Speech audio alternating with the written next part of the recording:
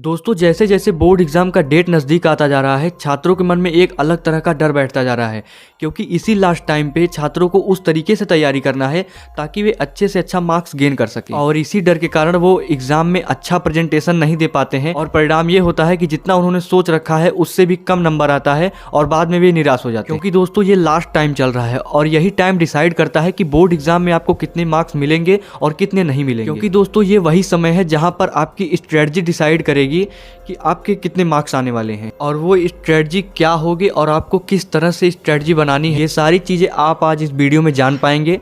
लेकिन उससे पहले अगर आपने अभी तक चैनल को सब्सक्राइब नहीं किया है तो चैनल को तुरंत सब्सक्राइब कर लो, क्योंकि आपको बोर्ड एग्जाम से रिलेटेड सारी वीडियोस यहाँ पर मिलती रहेंगी। दोस्तों अब मैं जो भी आपको बताने वाला हूँ वो आप बिल्कुल ध्यान से सुनो, क्योंकि यही वो गलती है जो हर स्टूडेंट कर देते हैं और आपको नहीं करना है। दोस्तों जिस भी स्टूडेंट्स का सिलेबस नहीं कंप्लीट है वो इस समय सिलेबस को कंप्लीट करने के चक्कर में लगा हुआ है, क्योंकि उसे एक तरह का सेल्फ सेटिस्फैक्शन चाहिए, यानी कि आत्मसंतुष्टि कि हाँ भाई हमने सिलेबस तो कंप्लीट कर लिया, अब तो हमारे अच्छे मार्क्स आ जाएंगे। और अगर हमने सिलेबस कंप्लीट नहीं किया है तो हमारे मार्क्स कैसे आएंगे, क्योंकि हमने तो कुछ पढ़ा ही नहीं है।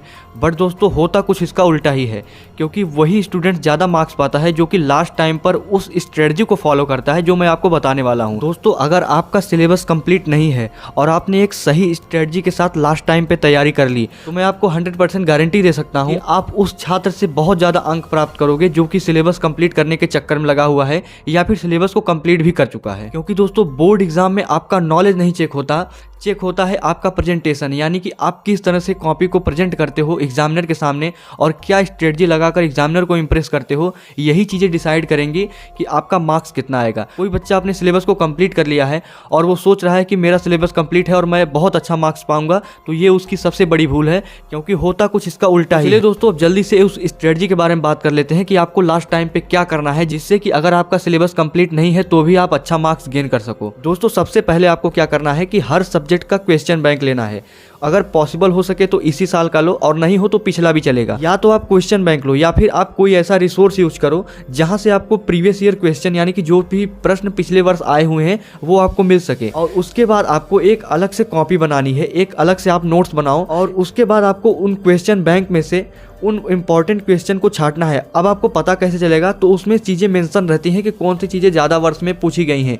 जो भी चीज़ें पिछले 2 से 3 साल में पूछी गई हैं वो बहुत ही ज़्यादा इंपॉर्टेंट है और बोर्ड एग्जाम में क्वेश्चंस लगातार रिपीट होते हैं, रिपीटेडली फॉर्म में हमेशा क्वेश्चन पूछे जाते हैं। तो आपको क्या करना है कि उन क्वेश्चन को नोट करना है और केवल पढ़ नहीं लेना है। यही तो सबसे बड़ी दिक्कत है स्टूडेंट्स की कि वो क्वेश्चन बैंक लेंगे और पढ़ लेंगे। पढ़ने से कुछ नहीं होता भाई, एग्जाम में आपको लिखना है, आपका नॉलेज बैठा के इंटरव्यू नहीं लिया जाए। सिंपल क्वेश्चन बैंक में से क्वेश्चन को देखना है, जो भी इंपॉर्टेंट है उसको एक अलग कॉपी में लिख लेना है। लिखना कुछ ऐसे है कि अच्छे हैंड राइटिंग में, और जो भी चीजें हाईलाइट करने योग्य हो उसको आप कॉपी में लिखते ही हाईलाइट करिए। इससे क्या होगा कि आपको एग्जाम वाली फीलिंग आएगी और आप लिखते समय एक अच्छे हैंड राइटिंग में लिखोगे, आपकी राइटिंग प्रैक्टिस होगी। एक साधारण स्टूडेंट यही गलती करता है कि वो नॉलेज लेता है, लास्ट टाइम पर भी उसको नॉलेज चाहिए, यानी कि आपको पढ़ना तो है ही, बिना ज्ञान के कुछ नहीं होगा, बट आपको कॉपी में लिखना भी है। यानी कि क्वेश्चन बैंक में से उन प्रश्नों को छांटना है और एक अलग से कॉपी में लिखना है, वो भी अच्छे हैंड राइटिंग में।